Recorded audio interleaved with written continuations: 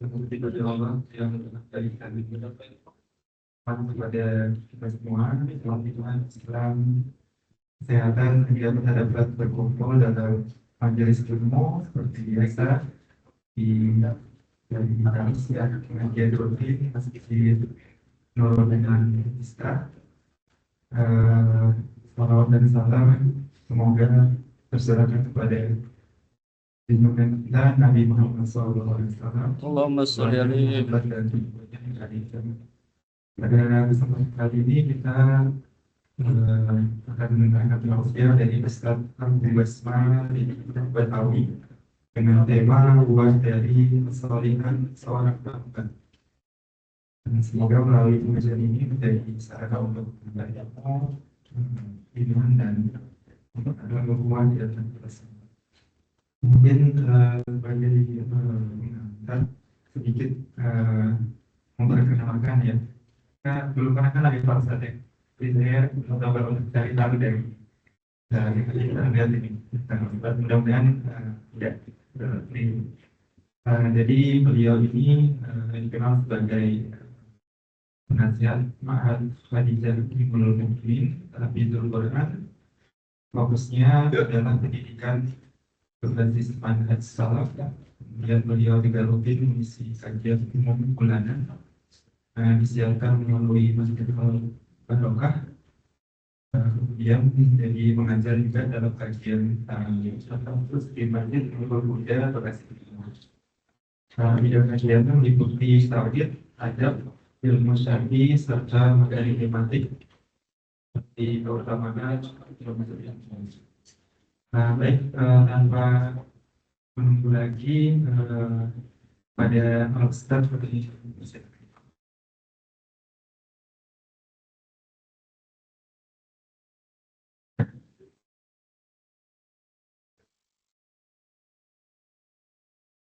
Bismillahirrahmanirrahim. Assalamualaikum warahmatullahi wabarakatuh. Waalaikumsalam warahmatullahi wabarakatuh. Alhamdulillahirabbil alamin. Wassalatu wassalamu ala Rasulillah al-amin wa ala alihi wa sahbihi ajma'in wa man tabi'ahum bi ihsanin ila yaumiddin wa sallama tasliman katsiran. Allahumma anfa'na bima 'allamtana wa 'allimna ma yanfa'una wa zidna ilman wa amalan wa khasyatan ya rabbal alamin. Ikhwan wal akhwat sekalian, Bapak-bapak dan Ibu-ibu semua, alhamdulillah di siang hari yang penuh barokah ini Allah Subhanahu wa taala kembali mempertemukan dan mengumpulkan kita semua dalam keadaan sehat walafiat, dalam keadaan mudah segala urusan kita, dalam keadaan lancar semua aktivitas kita, yang hal-hal seperti ini patut kita syukuri karena di belahan bagian Indonesia lainnya saat ini ada saudara-saudara kita yang tidak bisa menjalani aktivitas sebagaimana biasanya sebagaimana kita. Di awal kita doakan semoga saudara-saudara kita yang berada di Aceh, Sumatera Utara dan Sumatera Barat, Allah berikan ketabahan yang sebesar-besarnya, Allah mudahkan masa pemulihannya, Allah ganti semua apa yang menjadi harta benda keluarga yang hilang dengan pahala terbaik dan ampunan yang besar. Semoga kita semua diberikan kemudahan untuk bisa mengambil hikmah dan pelajaran dari mereka semuanya. Ya, Bapak-bapak, Ibu-ibu rahimani wa rahimakumullah. Kita bicara tentang ketakwaan dan tentang kesolihan. Ini bukan serta-merta tentang hubungan kita dengan Allah Subhanahu wa taala. Jadi kalau kita ingin menjadikan diri kita sebagai orang yang soleh, sebagai hamba Allah yang bertakwa, ini bukan hanya sekali lagi urusan kita dengan Allah Ta'ala, bukan. Namun hakikatnya ketika kita bertakwa, kita bagus kesolehannya, kita menjauhi dosa-dosa, Hakikatnya kita sedang memperoleh atau berusaha memperoleh keuntungan yang besar untuk diri kita, bahkan untuk seluruh keluarga kita.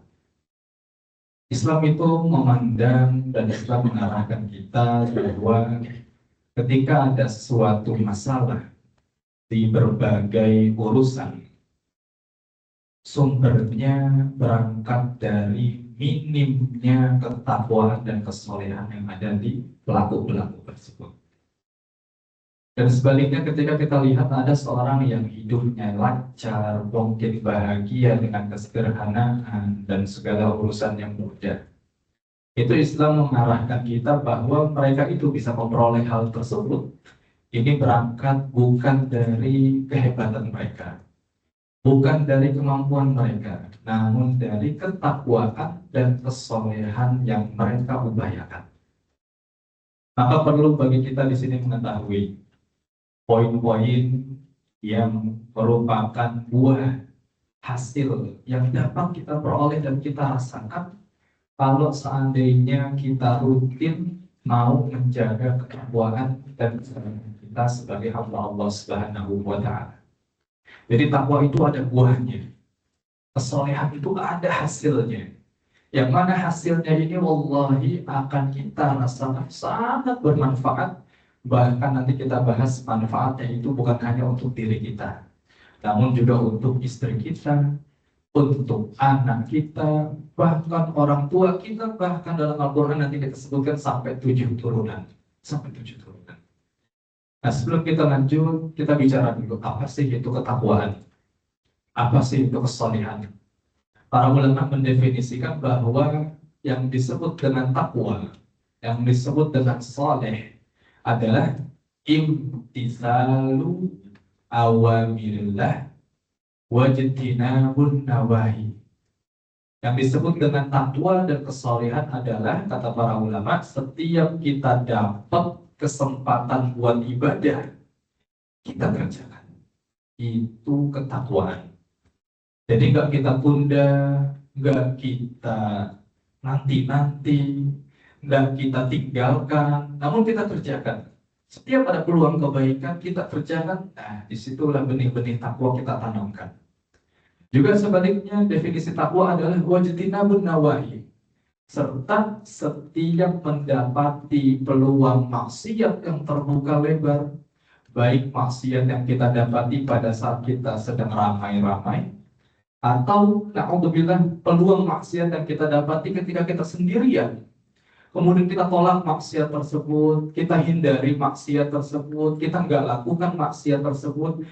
Itu definisi dari takwa. Definisi dari takwa. Jadi kita akan bicara buah yang kita akan peroleh setiap kita dapat peluang ibadah, kita kerjakan. Apa feedback yang kita dapati? Juga kita akan bicara tentang buah yang kita akan dapati setiap ada kesempatan buat maksiat, namun nggak kita kerjakan. Feedback apa yang kita akan dapati? Ya, jemaah rahimani wa rahimakumullah. Jadi takwa, kesolehan, setiap kita ada dengar azan, kita sholat, ada kesempatan buat baca Quran, kita baca Quran, ada kesempatan kita buat bersedekah, kita bersedekah, ada kesempatan buat ikut majelis ilmu, kita nggak kabur, kita tetap hadir. Ini wallahi akan mendatangkan keutamaan yang sangat besar buat kita. Fadilah-fadilah yang luar biasa buat kita. Buah-buah yang bisa kita rasakan. Sekali lagi, buah ini nggak hanya untuk kita, namun juga untuk keluarga kita, anak cucu kita, orang tua kita, bahkan nanti kita sekali lagi sebutkan sampai 7 turunan kita. Yang pertama, langsung saja kita mulai dan kita masuk. Ketakwaan yang kita jaga, kesolehan yang kita pertahankan, itu nanti buahnya menjadi penjagaan Allah kepada anak-anak keturunan kita. Jadi orang yang saleh, bertakwa, Allah jamin anaknya Allah yang urus. Allah jamin anaknya Allah ganti dan Allah bentuk menjadi anak yang soleh. Namun sebaliknya Islam mengatakan, kenapa banyak anak-anak di luar sana rusak, susah diatur, tidak taat, gak nurut, begajulan. Betul dia kurang dididik, betul dia kurang sentuhan pendidikan. Namun Islam memandang sebab tertinggi kenapa banyak generasi anak-anak yang rusak. Sebab utamanya adalah karena mereka lahir dan tinggal dan tumbuh dari orang tua yang tidak soleh. Orang tua yang tidak soleh. Maka hari ini Bapak Ibu rahimani wa rahimakumullah, kalau kita lihat dan kita dapati, kita punya anak, kok susah diatur ya, kok susah dibilangin ya, kok mudah sekali melakukan keburukan ya. Maka kita nggak usah evaluasi dalam-dalam anak kita tersebut. Namun kita lah dulu sebagai orang tua yang perlu mengevaluasi diri kita. Dosa apa yang sudah saya lakukan? Kesalahan apa yang sudah saya kerjakan? Sehingga Allah azab saya, Allah hukum saya dengan mengubah anak saya menjadi anak yang tidak baik. Kenapa? Karena Allah sebutkan dalam Al-Quran, dalam surah Maryam, ketika ada orang tua yang tidak bertakwa, ada bapak dan ibu yang tidak soleh, Allah katakan dalam surat Maryam, Allah rubah anak keturunannya menjadi generasi yang rusak. Yang rusak. Apa kata Allah dalam Al-Quran? فَخَلَفَ مِنْ بَعْدِهِمْ خَلْفٌ. Satu, أَضَاعُوا الصَّلَاةَ. Yang kedua, وَاتَّبَعُوا الشَّهَوَاتِ. Kata Allah dalam Al-Quran, orang-orang yang rusak, yang gak soleh, yang gak bertakwa, yang rutin ngerjain dosa, yang rutin melakukan maksiat. Apa kata Allah? فَخَلَفَ مِنْ بَعْدِهِمْ خَلْفٌ. Niscaya Allah akan kirimkan, Allah akan berikan, Allah akan jadikan anak cucunya menjadi generasi yang rusak, kata Allah. Allah sampaikan demikian. Allah akan rubah anaknya menjadi anak-anak yang rusak. Apa bentuk kerusakannya? Allah sebutkan dua. Kerusakan yang terbesar yang dilakukan oleh anak-anak kalau seandainya kita tidak menjaga kesolehan kita. Apa yang pertama Allah jadikan anak kita? Satu, anak-anak yang adha'us shalah, yaitu anak-anak yang suka meninggalkan sholat. Anak-anak yang meninggalkan sholat. Jadi kalau hari ini anak kita kalau subuh mesti diingetin dulu, zuhur nunggu disuruh-suruh dulu, asar mesti diawasin dulu, maghrib juga mesti diawasi, isya juga mesti kita awasi lagi. Itu gak perlu kita banyak ngomong dulu kepada anak kita. Gak perlu dulu kita bikin banyak aturan, punishment apapun ke anak kita. Tapi Islam menyuruh kita buat ngaca dulu. Ngaca. Sebagai orang tua, dosa apa yang sudah saya lakukan? Maksiat apa yang sudah saya kerjakan? Sehingga Allah jadikan anak saya menjadi yang adha'us shalah, anak yang meninggalkan sholat. Dan konsekuensinya, kalau sholat itu sudah ditinggalkan, kata Allah, innas sholata tanha 'anil fahsya'i wal munkar.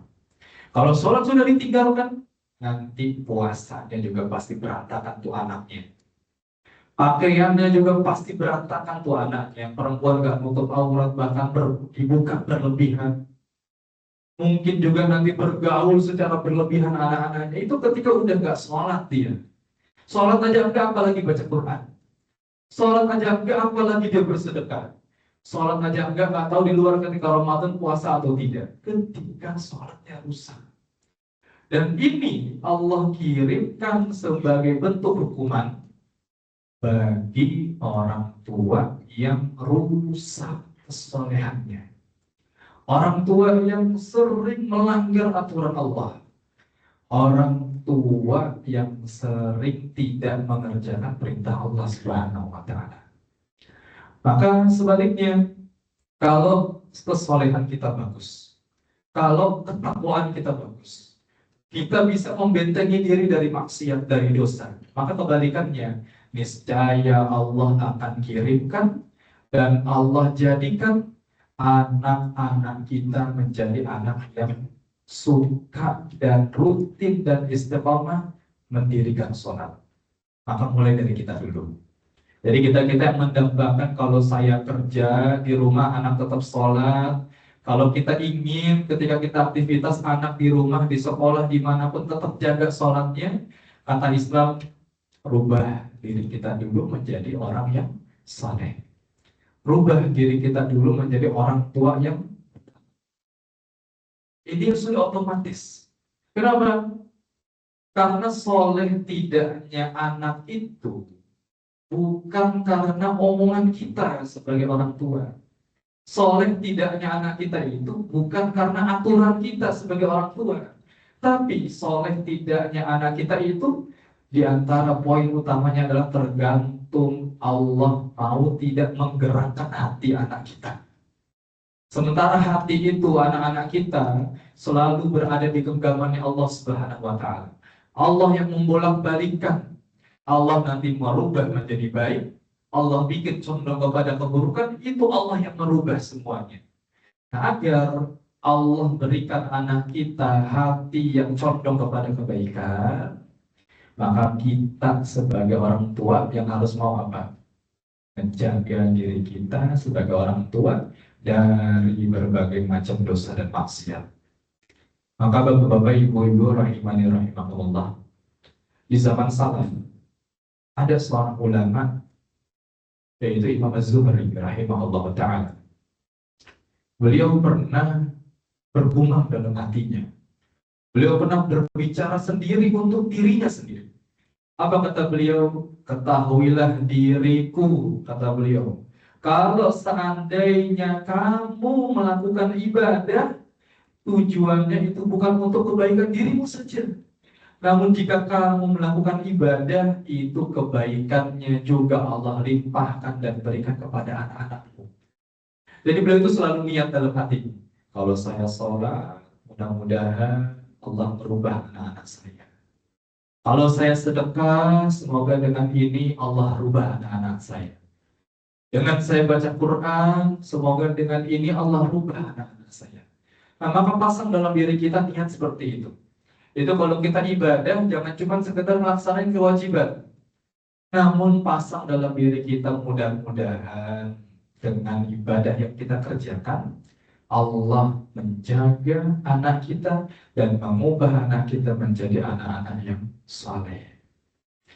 Balik lagi ke ayat surah Maryam. Jadi Allah akan merubah anak-anak orang yang gak soleh menjadi anak-anak yang meninggalkan salat.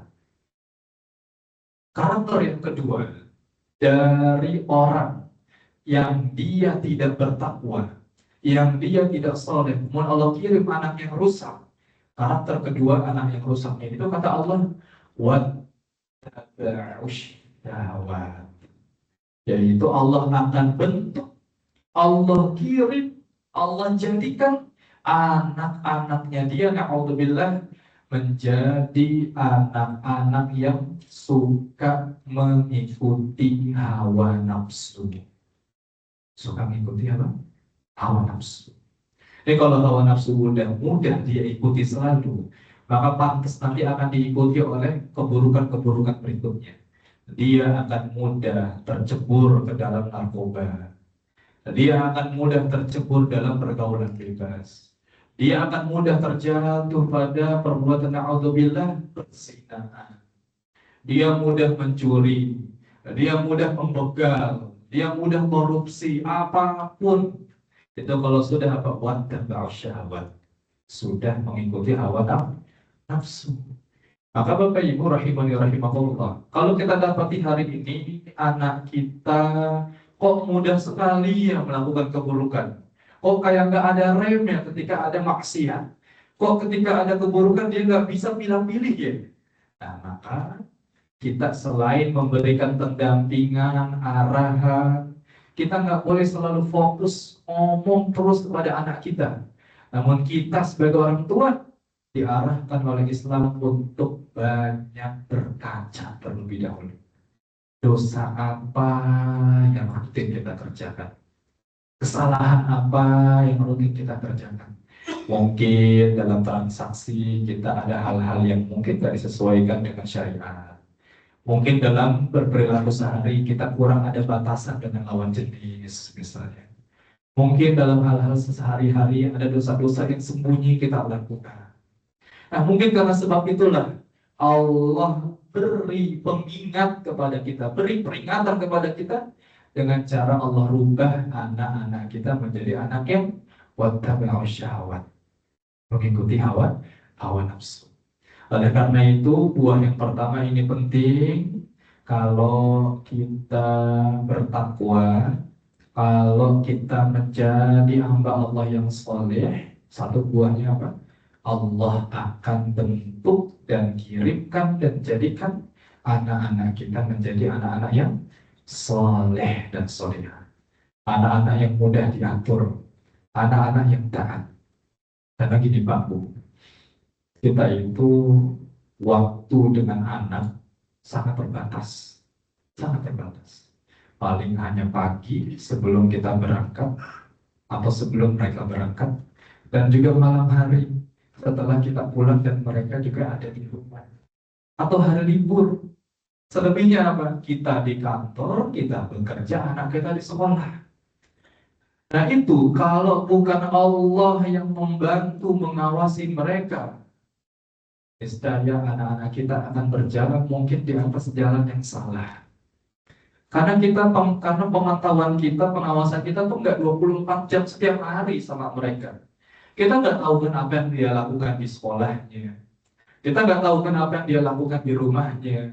Kita kan nggak tahu apa yang dilakukan oleh anak kita di jalan. Terus kalau kita nggak tahu, otomatis kita nggak bisa menjaga. Lalu siapa yang bisa menjaga kalau bukan Allah Subhanahu wa Ta'ala? Nah, maka penting bagi kita niatkan dan berusaha untuk menjadi hamba Allah yang soleh. Jadi hamba Allah yang setiap nemu perintah kita kerjakan. Setiap nemu larangan kita jauhi. Tujuannya buat apa? Tujuannya adalah semoga dengan ini Allah jadikan anak-anak kita menjadi anak yang soleh. Mungkin hari ini belum berasa, Pak. Hari ini di usia kita masih bisa bergerak, usia kita masih bisa beraktivitas, usia kita masih bisa mobile kesana kesini, mungkin belum berasa. Namun nanti ketika kita sudah tua, sudah jompo, sudah sakit-sakitan, tuh baru berasa anak soleh. Karena kalau bukan anak kita yang soleh, nanti ketika kita tua, ketika kita jompo, itu siapa lagi yang mau nolong? Jangan sampai ketika anak kita hari ini kita biarkan dalam dosa. Jangan sampai pada saat muda kita larut dengan kemaksiatan, nanti sampai kita sepuh, Allah tetap biarkan anak kita menjadi anak yang tidak soleh. Nah, maka nanti sengsara diri kita. Mau ke kamar mandi, buang air kecil nggak bisa, ujung-ujung ini kasur jadinya. Mau makan, angkat sendoknya aja kita nanti udah tua nggak bisa, akhirnya sulit buat makan. Kalau bukan anak yang cebokin kita, kalau bukan anak yang soleh yang nyuapi kita, itu Allah nggak ada lagi. Makanya Imam Ibnu Qayyim Al-Jauziyah rahimahullah, beliau pernah berbicara bahwa hendaknya seorang muslim itu memperhatikan siklus kehidupan orang lain. Apa kata Imam Ibnu Qayyim? Biasanya kata beliau, orang yang mati dalam keadaan su'ul khatimah, orang yang melarat sengsara di masa tua, itu kata beliau bukan kesengsaraan, kemelaratan, keburukan yang dia dapat tiba-tiba begitu saja.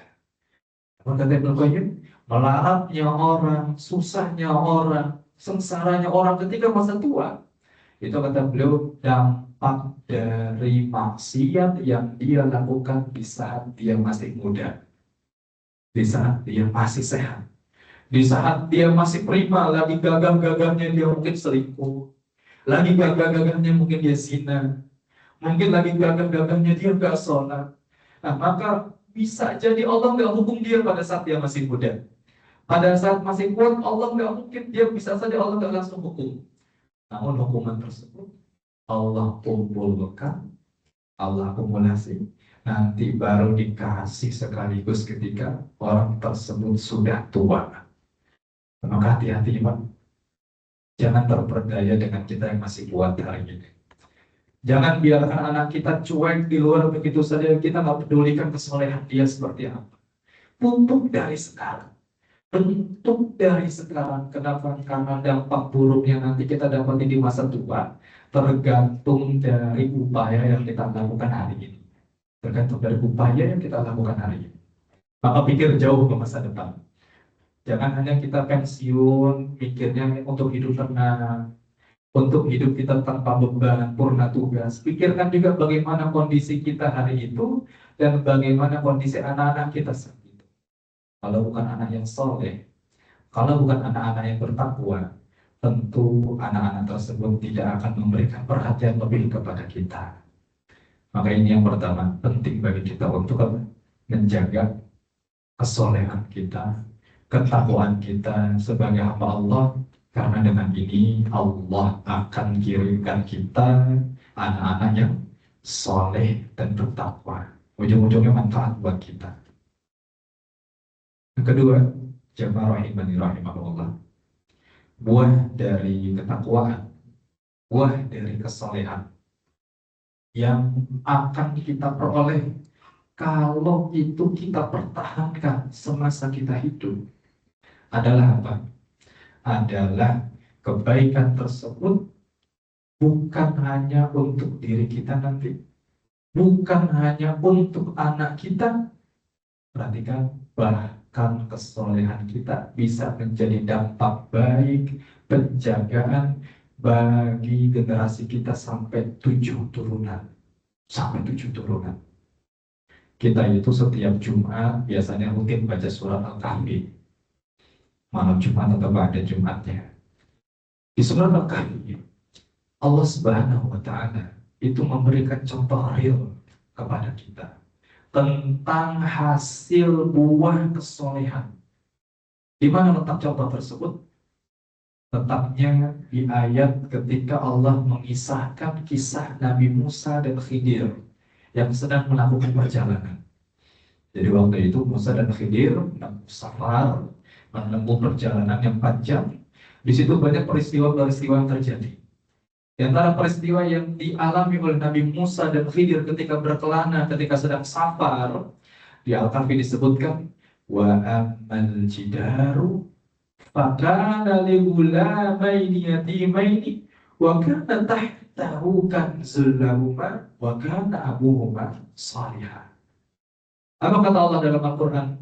Jadi ketika Musa dan Khidir sedang melakukan perjalanan safar itu, tiba-tiba Allah perintahkan kepada Nabi Musa, Musa, itu ada rumah yang mau rubuh, ada rumah yang udah setengah hancur, ada rumah yang sudah rusak parah. Allah perintahkan Musa dan Khidir untuk membangun kembali rumah tadi. Allah nyuruh langsung Musa dan Khidir untuk merenovasi rumah itu. Muncul pertanyaan dari Nabi Musa dan Khidir. Ini Allah, kenapa nyuruh saya kok membangun untuk membangun rumah tadi? Kenapa Allah perintahkan saya untuk merenovasi rumah tersebut? Padahal pemilik rumahnya kenal juga enggak, saudara juga bukan, ketemu juga belum. Tapi kok Allah perintahkan saya buat membangun rumah itu kembali? Kalau perintahkan saya untuk merenovasi rumah tadi, ternyata setelah itu Allah sebutkan ada 3 alasan. Ada berapa alasannya, Pak? Ada 3. Ada 3 alasan kenapa Allah memerintahkan Nabi Musa membangun rumah yang rubuh tadi. Padahal punyanya siapa nggak tahu. Saudara juga bukan, kenal juga kagak. Tapi Allah perintahkan, Allah sebutkan 1 penyebabnya. Wa kana fakana li ghulamaini yatimaini. 1 sebabnya karena rumah yang hampir roboh tadi itu punyanya 2 orang anak yatim.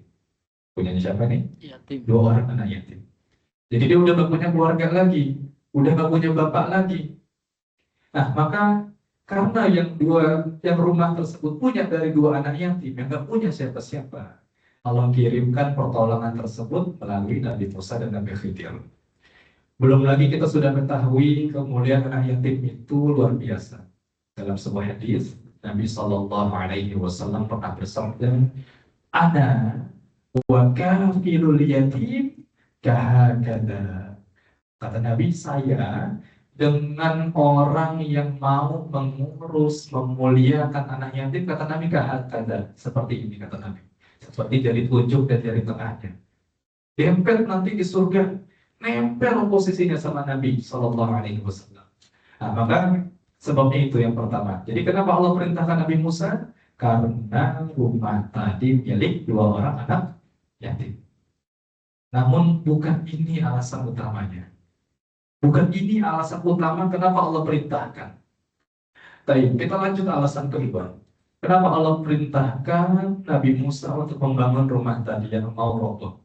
Kata Allah di surat Al-Kahfi tadi, wa kana tahtahu kanzul lahuma.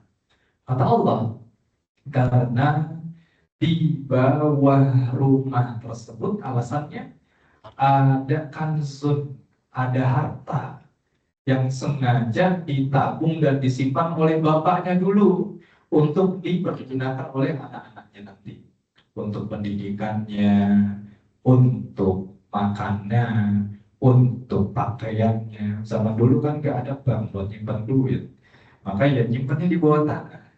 Nah, maka kalau seandainya itu rumah rubuh, hancur, rata dengan tanah, ada potensi tanah tersebut berpindah alih kepemilikan.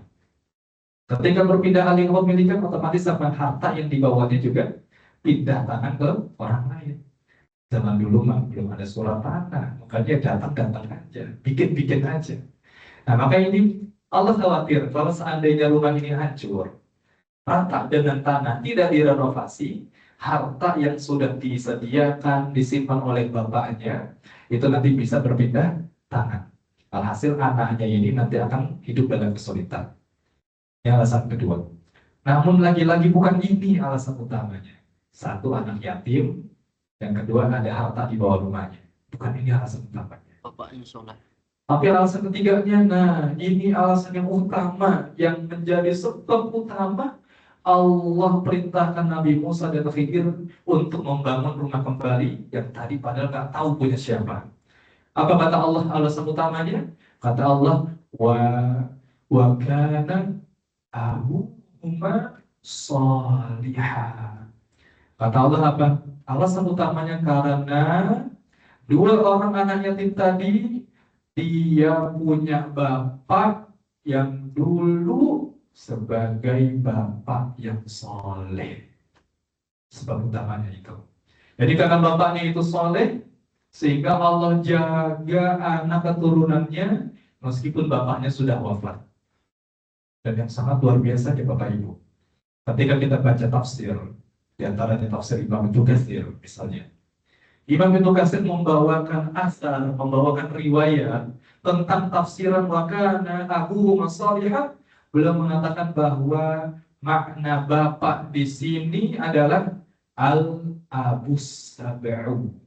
Apa artinya? Yaitu bapak di sini kata Imam Ibnu Katsir adalah bapak ketujuh ke atas. Jadi bukan bapaknya langsung, bukan bapak kandungnya langsung, tapi bapak ketujuhnya di atas. Jadi dia punya bapak, kakek, buyut, kakak, terus sampai tujuh. Nah, yang tujuh, yang tingkat ketujuhnya itulah yang soleh. Lihat, dengan kesolehan bapak ketujuh, bisa menjadikan anak keturunannya terjaga sampai 7 turunan. Sampai 7 turunan. Nah, ini nggak tahu kalau seandainya bapaknya dulu nggak soleh, nggak mungkin tuh Allah nyuruh Nabi Musa buat bangun rumahnya tadi. Nggak mungkin Allah jaga anak yatim tadi. Lihat di luar banyak anak yatim yang rusak juga banyak. Di luar banyak anak yatim yang nggak urus juga banyak. Itu mungkin karena bapaknya nggak soleh. Nah, namun tadi bapaknya itu bapak ketujuh ke atas. Lihat, karena kesolehan bapaknya itu sampai Allah menjaga anak-anaknya bahkan sampai 7 Turunan. turunan. Maka Bapak Ibu, gak boleh kita menyia-nyiakan kesempatan untuk menjadi orang tua yang bertakwa. Gak boleh kita rusak diri kita ke dalam jurang api maksiat dan dosa. Kenapa? Karena dampaknya nanti bukan hanya ke kita. Dampaknya itu juga kepada siapa? Kepada anak-anak kita. Bahkan sampai 7 turunan. Kalau kita rusak, anak kita Allah jadikan anak rusak juga. Kalau kita maksiat, Allah jadikan anak kita juga anaknya bermaksiat. Maka ini penting untuk kita pahami. Yang kedua, buah ketakwaan bukan hanya untuk diri kita, bukan hanya untuk anak kita, namun sampai kepada siapa tadi? Sampai 7 Turunan. turunan ke bawah. Ini yang kedua. Yang ketiga, mungkin yang terakhir, Pak.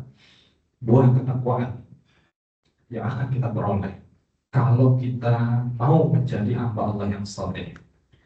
Kalau kita mau menjadi hamba Allah yang bertakwa, ada apa?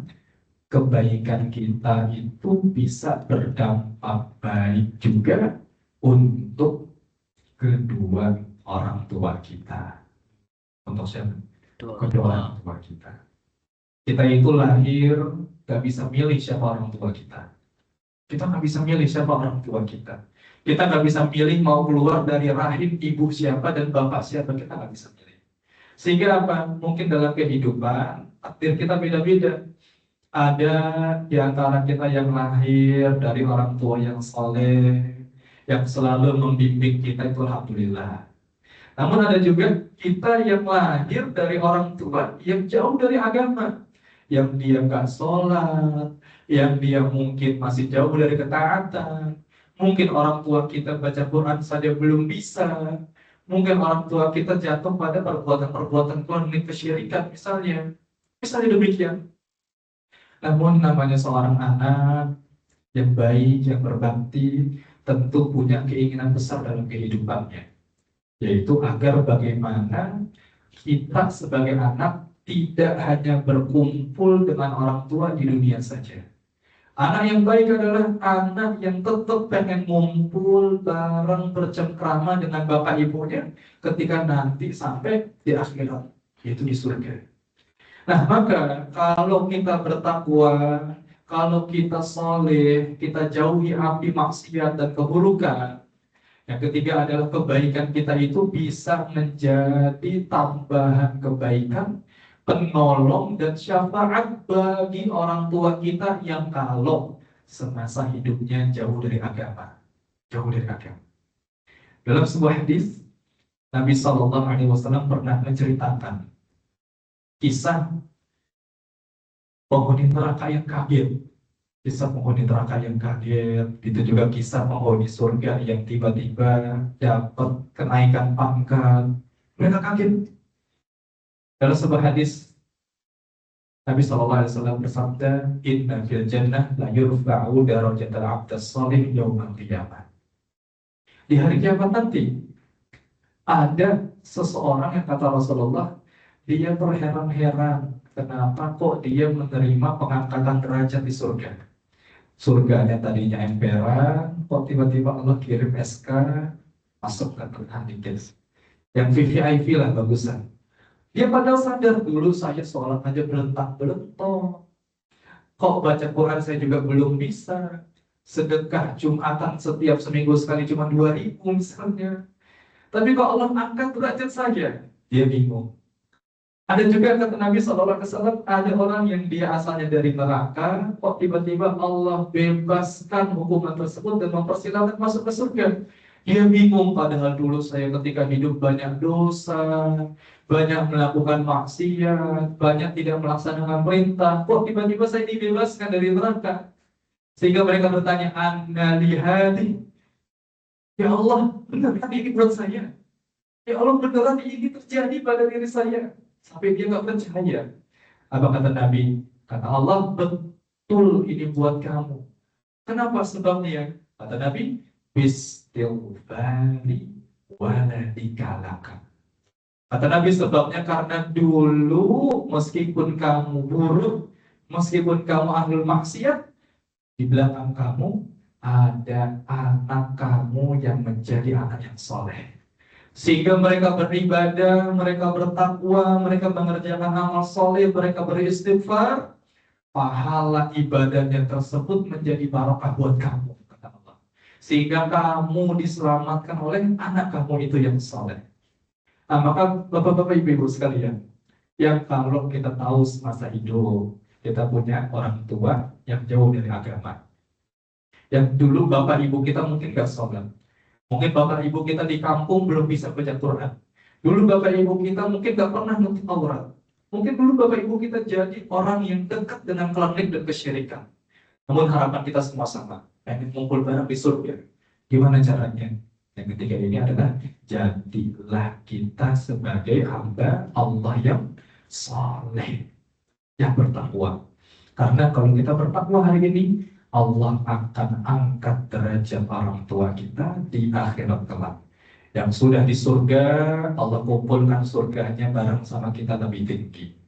Yang di neraka, Allah insya Allah selamatkan dan Allah keluarkan dari neraka dan insya Allah masuk ke dalam surga. Ini harapan kita. Maka kesimpulan dari pengajian kita sehari ini, tidak ada rugi bagi kita ketika kita hidup sebagai hamba Allah, menjadi hamba yang soleh, gak ada ruginya. Meskipun kita sulit untuk mengerjakan, namun kita paksa. Meskipun mata kita ngantuk, namun kita tetap hadir ke pengajian. Meskipun kita berat belajar Al-Quran, tetap kita mau ngaji tahsin belajar Al-Quran. Inilah namanya perjuangan. Perjuangan untuk apa? Kita bisa mencapai titik tertinggi yang kita dambakan di akhirat kelak. Maka pertahankan kesolehan kita, jaga ketakwaan dalam diri kita, selalu berusaha untuk menjadi hamba Allah yang soleh, selalu berikhtiar untuk bisa melaksanakan ibadah dengan berbagai variasinya, dan berjibaku sekuat tenaga untuk bisa menjauhi diri dari yang namanya maksiat. Semoga dengan ini Allah jadikan diri kita diri yang penuh dengan kebaikan. Allah jadikan anak-anak kita, bahkan sampai 7 turunan kita menjadi anak-anak dan generasi yang Allah senantiasa jaga dari keburukan. Dan semoga Allah angkat derajat orang tua kita, Allah ampuni dosa orang tua kita, dan Allah masukkan orang tua kita ke dalam surga Allah Subhanahu wa Ta'ala. Amin. Ya Allah alam bisawab. Mungkin sampai sini pertemuan kita. Silakan, barangkali dirasa masih ada pertanyaan. Tanya Pak Ustaz. Ya Pak Ridwan, silakan. Oke, Jin. Pertanyaannya tuh tadi kan ada korelasi ya antara apa yang dilakukan bapak ke anaknya. Artinya mungkin pertanyaan saya kasus seperti Nabi Ibrahim. Nah, itu seperti apa dengan bapaknya? Walaupun dibayar dengan anaknya dua ya. Ismail dan satu lagi. Terus ada lagi Abu Ubaidah ibn Jarrah. Itu kan dengan bapaknya kan sampai di medan perang akhirnya kan. Terus ada yang namanya Dawud ke Sulaiman. Nah, terus ada yang namanya Umar bin Khattab ke Abdul Aziz. Umar bin Abdul Aziz itu kan sampai 7 turunan Pak Ustadz bilang kan. Nah, itu kira-kira penjelasannya seperti apa? Makasih. Jadi gini Pak, sebab keselamatan itu ada dua. Ada sebab yang disebut ilahi, yang memang sudah sunatullah secara aturan seperti tadi. Namun ada juga sebab kauni, sebab yang memang harus ada andil dari diri kita sebagai hamba Allah, sebagai makhluk. Hidayah itu bukan hanya sekedar dapat, namun hidayah harus dijemput. Kayak kita sering nih ngancam atau nanya ke orang-orang yang nggak sholat, Pak, jenengan kenapa sih kok nggak sholat? Apa jawaban biasanya? Iya nih, belum dapat hidayah misalnya. Padahal hidayah itu nggak cuma kita nunggu dapat, namun harus ada andil kita untuk menjemput hidayah tersebut. Azan yang kita dengar itu hidayah dari Allah. Namun hidayah tersebut kita harus jemput untuk segera ngambil air wudhu, kita mendirikan sholat. Nah, sama kasus seperti tadi Ibrahim dengan ayahnya, kemudian Abu Buraidah. Abu Ubaidah dengan bapaknya Iya, ribut ribut di itu. medan perang. Di medan perang. Banyak kisah-kisah seperti itu. Nah, ini berangkat dari memang secara sunnatullah dia sebetulnya sudah ditolong. Namun dirinya sendiri yang nggak mau mengambil, nggak mau memilih mengambil pertolongan tersebut. Oh, sejauh-jauh deh, pamannya Nabi Sallallahu Alaihi Ali bin Wasallam Abi Thalib. itu hidup sama Nabi kan udah lama banget. Bahkan yang ngurus Nabi dari kecil. Tapi ketika selalu diajak sama Nabi, Cam, masuk Islam. Pak D, masuk Islam. Selalu diajak begitu kan. Tapi apa yang terjadi? Sampai wafat, itu pamannya gak mau juga masuk Islam. Sehingga apa? Dia tidak selamat dari api neraka. Padahal kalau seandainya selamat sekedar mengucapin La ilaha illallah, asyhadu an la ilaha illallah, pasti apa sih? Dosa-dosanya semua diampuni dan masuk surga. Nah, ini yang saya sebutkan. Jadi ada hal-hal yang memang menjadi sunatullah. Sebabnya sudah secara aturan seperti itu. Namun kita nggak boleh ongkang-ongkang kaki gitu aja. Mentang-mentang kita punya anak soleh, terus kita diem aja gitu. Nah, sono ke masjid. Bapaknya nggak ke masjid. Dengan dalih kan kalau anaknya soleh, nanti bapaknya dapat pahala. Ya nggak bisa gitu juga. Harus diseimbangkan. Jadi ketika anaknya soleh, atau orang tua kita soleh, harus ada upaya dari diri kita juga sebagai anak dan sebagai orang tua yang juga mau berusaha mensolehkan diri. Jadi dua hal ini harus beriringan. Namun kita sedang berbicara buah dampak kalau seandainya kita menjadi orang bertakwa, maka Allah memberikan hal-hal seperti tadi. Maka yang perlu kita pertimbangkan seperti ini. Kalau anak sudah soleh saja, bapaknya masih belum selamat. Kalau orang tua yang sudah soleh saja, anaknya masih nggak soleh. Apalagi kalau orang tua yang tidak soleh dan anak yang tidak soleh. Pasti bapak dan anaknya jauh lebih Allah rusak. Allah rusak. Mungkin di jawaban yang bisa saya berikan. Kalau yang apa? Umar bin Khattab ke Abdul Aziz memang sesuai yang Pak Ustadz sampaikan. Yang disebutkan di latar tadi. Memang seperti itu. Bapak yang ketujuh itu Ya. bisa memberikan kebaikan kepada Abdul Aziz. Ya, terima kasih. Ya, sama-sama. Oke. Cukup ya? Ayo. Tetap Pak. Ya, baik sebelum kita akhiri, ya, kita bantu dengan cara yang lain untuk saudara-saudara kita yang saat ini sedang mendapati musibah yang sesuai dengan yang kita dapati, masih berusaha untuk bisa survive, bertahan diri dengan berbagai keterbatasan yang mereka miliki. Saya punya teman langsung Pak, saat ini ada di Takemal langsung. Itu sudah 20 hari rumahnya itu belum kesentuh juga, masih kekubur sama tanah. Akses buat beli makanan, kota terdekatnya itu kota Losmawe, yang biasanya naik mobil cuma 1,5 jam sampai 2 jam. Ini mesti berjalan kaki sampai sana sampai 13 jam. Cuma buat apa? Beli makanan doang. Karena di sana sudah tertutup akses dan minim sekali, bukan minim lagi, hampir nggak ada bantuan. Namun kita lihat itu terkadang beritanya itu aman-aman aja, sampai ada bagus-bagus saja. Namun ini realita hari ke-10. Maka mungkin di sana banyak yang selamat karena musibah, namun banyak orang yang nggak selamat karena kelaparan pasca musibahnya itu. Maka kita bantu di kesempatan yang penuh barokah ini dengan berdoa kepada Allah Subhanahu wa Ta'ala. Semoga dengan ini Allah catat kita sebagai seorang muslim yang ikut peduli dengan saudaranya, dan semoga ini Allah berikan kelapangan dan kemudahan bagi saudara-saudara kita. Bismillahirrahmanirrahim. Alhamdulillahirabbil alamin. Wassalatu wassalamu ala Rasulillah wa ala alihi washabbihi wa wala. Ya Allah ya Rahman ya Rahim ya Akram akramin ya Dzal Jalali wal Ikram. Allahumma ighfir lana dzunubana وإسرافنا في أمرنا وثبت أقدامنا وانصرنا على القوم الكافرين. يا الله يا رحمن يا رحيم ادفع عنه البلاء والوباء والمصيبة والمصائب ya Arhamar Rahimin.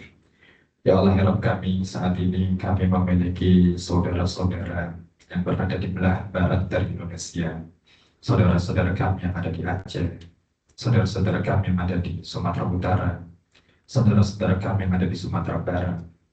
Mereka saat ini sedang berada di tengah-tengah kesulitan yang sangat luar biasa. Kami sebagai Muslim, ketika mendapati saudara kami sakit, tentu kami juga merasakan sakitnya. Maka kami bermunajat padamu ya Allah, semoga Engkau memudahkan segala urusan mereka. Engkau limpahkan kesabaran kepada mereka. Engkau berikan pertolongan kepada mereka. Engkau bantu kepada mereka dengan segala bantuan yang bisa Engkau berikan. Ampuni dosa-dosa yang syahid di antara mereka. Lipat gandakan pahala mereka karena kesabaran mereka. Dan mudahkanlah kami untuk bisa memberikan bantuan semaksimal mungkin yang bisa kami lakukan kepada mereka semua ya Arhamar Rahimin. Allahumma aslih wulata umurina. Allahumma aslih wulata umurina. Allahumma aslih wulata umurina. Warzuqhum bitanatan salihatan tu'inuhum ala ta'atika ya Arhamar Rahimin.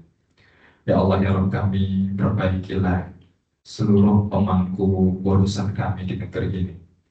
Ya Allah, berilah taufik kepada mereka, berilah petunjuk kepada mereka, dan berilah mereka circle lingkungan yang juga baik kepada mereka. Berilah kekuatan pada mereka untuk bisa memberikan pelayanan, bantuan, dan kemudahan bagi mereka, rakyat-rakyat yang membutuhkan bantuan mereka. Sesungguhnya Engkau yang maha bijaksana atas segala sesuatu. Allahumma aslih lana dinana alladhi huwa ismatu amrina wa aslih lana dunyana allati fiha ma'ashuna wa aslih lana akhiratana allati ilayha ma'aduna waj'alil hayata ziyadatan lana fi kulli khair waj'alil mauta rahatan lana min kulli syarr. Rabbana atina fid dunya hasanah wa fil akhirati hasanah وقنا عذاب النار. صلى الله وسلم على نبينا محمد وعلى آله وصحبه أجمعين وآخر دعوانا أن الحمد لله رب العالمين. Ya, demikian yang bisa kita bahas hari ini. Kurang lebihnya mohon maaf. Akhir da'wana. Assalamualaikum warahmatullahi wabarakatuh. Pak Irsan.